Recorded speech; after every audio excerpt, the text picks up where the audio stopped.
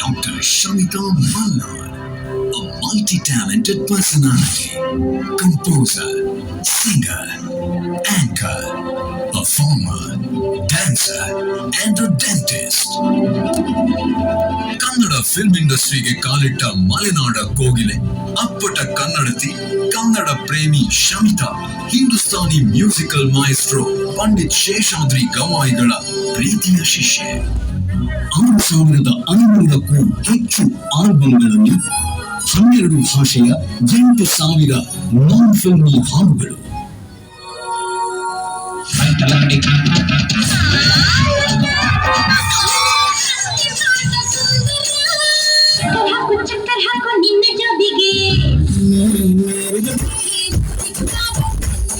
radio